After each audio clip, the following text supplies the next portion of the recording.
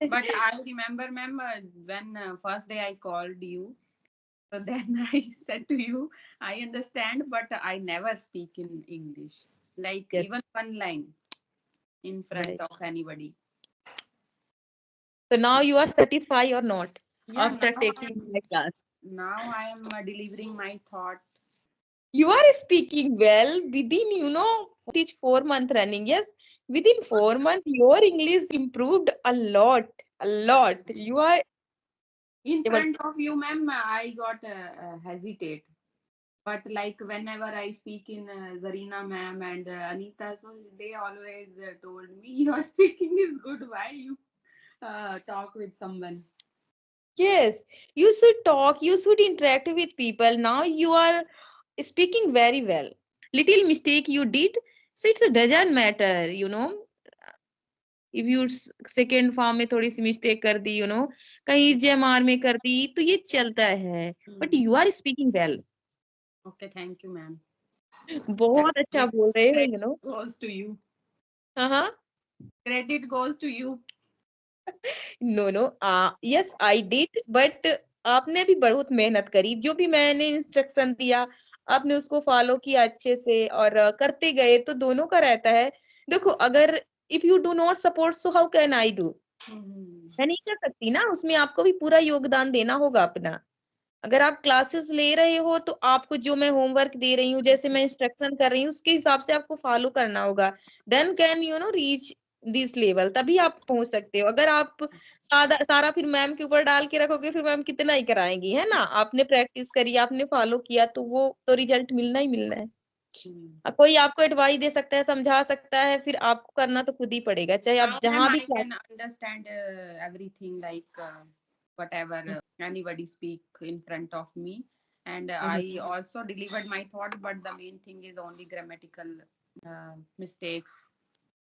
It's doesn't matter. Now you know everything, right? आप जानते हो कि कहाँ पे मिस्टेक कर रहे हो. येट सो वो होती है, मुझसे भी होती है, सब करते हैं. कोई यहाँ पे ना उतना बड़ा वो नहीं है कि सब एकदम वो है. अगर आप किसी की भी जाके डीपली वीडियो देखोगे, उसमें आपको मिलेंगी. अभी तो मैं कैच कर लेती हूँ, ग्रामेटिकल मिस्टेक मैं कैच कर लेती हूँ, पर मैं भी करती हूँ.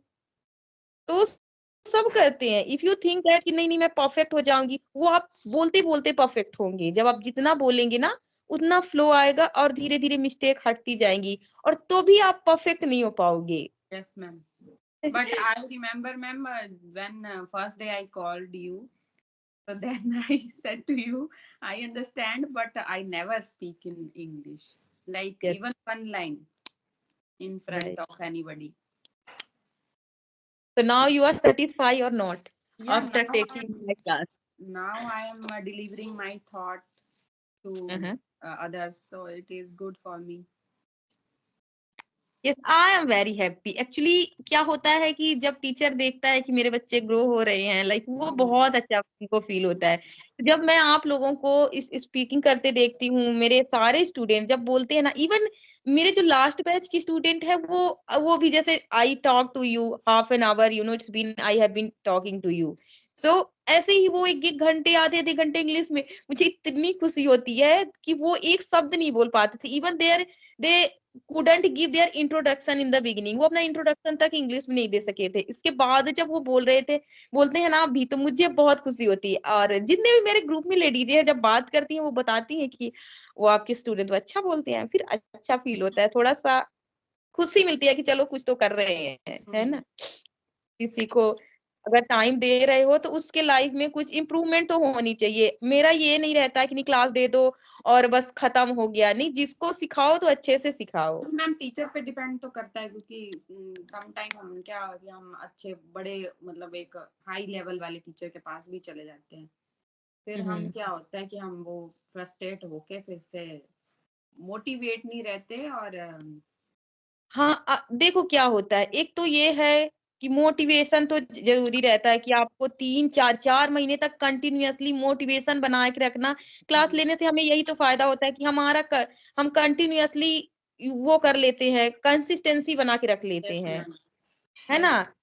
और अगर आप बड़ी क्लास लेते हो तो वहां पे ग्रुप बहुत रहता है, पता है वो 25 का 30 का ऐसे ग्रुप रखते हैं, 40 बच्चों का। तो कैसे दे पाएंगे अटेंशन, आप बताओ। अगर एक इंसान के पास 40 बच्चे हैं तो कैसे एकदम पर्टिकुलर फोकस कर पाएगा आपके ऊपर? नहीं कर पाएगा ना कि आपकी प्रॉब्लम क्या है। उनको टाइम ही नहीं रहेगा आपसे बात करने के लिए, है ना? एक आधे घंटे में कौन इतना टाइम दे पाएगा? तो अगर आपको ऐसी कोई क्लास मिलती है, मतलब कि जिसमें कुछ ही बच्चे रहते हैं, सपोज 10-12, चलो इतने तो सही होते हैं इंसान, क्योंकि फिर ग्रुप की भी नीड रहती है। सपोज हमने दे दिया कि ये कर लो, अगर आप बात करने के लिए कोई लोग ही नहीं रहेंगे, फिर आप बात कैसे करोगी? है ना? तो बात करने के लिए लोग भी चाहिए, ग्रुप भी चाहिए। तो हमारे हिसाब से 10-12 का ग्रुप सही रहता है। क्योंकि मैं अभी ये मेरा तीसरा बैच कंप्लीट होने वाला है ना, तो मुझे हो गया 1 साल का एक्सपीरियंस। मतलब फ़रवरी से मैंने शुरू करा था पढ़ाना, तो अभी ये मेरा 1 साल हो जाएगा फ़रवरी से। तो जितना मैंने सीखा है, तो कि ये है कि अगर आप ग्रुप में देते हो तो ज़्यादा सही रहता है। थोड़ा बच्चों को वो करने में, बोलने के लिए ग्रुप भी तो चाहिए, क्योंकि हम तो समस्या का समाधान कर देंगे, उनको बता देंगे, समझा देंगे, ऐसे-वैसे जो भी उनके क्वेश्चन है उत्तर देंगे, बट उनको बोलने के लिए, प्रैक्टिस करने के लिए तो कोई चाहिए ना। तो ये रहता है। और हाँ, इम्प्रूवमेंट हुई तो खुशी भी लगती है, बच्चे चल रहे हैं आगे किए ना, है ना? मुझे खुशी है कि आप सैटिस्फाई हो। और इतना चार्ज भी मैं नहीं रखती हूँ ना, कोई भी अफोर्ड कर सकता है। Yes ma'am. 500 ये कुछ नहीं होता। आई कुछ नहीं आई है थिंक मैम, आज की दुनिया में कुछ नहीं होता कुछ भी नहीं है है मैम, ना? वही। हाँ, मैंने देखे हैं, मैंने भी कोर्स लेने की शुरू में सोची थी, बट यही कारण था कि मैंने पैसे की वजह से नहीं लिया। क्योंकि बहुत ज़्यादा चार्ज, बहुत हाई चार्ज होता है, और फिर 50 बच्चों के बीच में अगर इतना पैसा दे के चली भी जाऊँ और तो मैम कौन मेरे को। वो ना एकदम से आपको वो उस लेवल पे लेके आओगे कि आप फ्रस्ट्रेट ही हो जाओगे एकदम से, मतलब अगर, हुँ, क्योंकि वो जैसे बोलते हैं वो ऐसे ही लगता है अगर आप हाई उसमें जाते हो, देखते हो तो। हुँ, और हुँ, एक आपको कंफर्टेबल एनवायरनमेंट नहीं मिलता है। हुँ, होता है कि हम वो फ्रस्ट्रेट होके फिर से, क्या बोलेंगे हुँ। उस वर्ड को, मतलब मोटिवेट नहीं रहते। नहीं, नहीं आप और लिख। मेन क्या है कि आप बोर नहीं होने देते हो, क्योंकि स्टार्टिंग में बहुत जगह ना बोरिंग फील होती है ये चीज। हाँ। मेन तो तो हाँ, कंसिस्टेंसी तभी आती है जब आप स्टार्टिंग में ही बना लो ना, तो रहती है फिर। बट स्टार्टिंग में ही ना हम बोर होने लगते हैं। सही बात है। अगर आपको कोई ग्रामर का स्ट्रक्चर पकड़ा देगा तो आप बोर नहीं होंगे, स्वाभाविक सी बात है आप बोर होंगे। क्योंकि हम्म। समझ में नहीं आता ना इतनी सारी चीजें। अगर आप सिंपल से कोई समझाएगा तो आपको समझ में आ जाएगा। अगर आपको कोई बोलेगा कि पहले सब्जेक्ट लिखो, फिर वर्ब लिखो, फिर वर्ब की हाँ, फर्स्ट वो तो फॉर्म, फिर बहुत ऐसे बोरिंग लगता है वही। और वही बोरिंग ही जिसके एंड में करता है आएगा, ता है ती है आएगा, तो वही वो चीजें तो हम कब से पढ़ रहे हैं, 5th स्टैंडर्ड से पढ़ रहे हैं।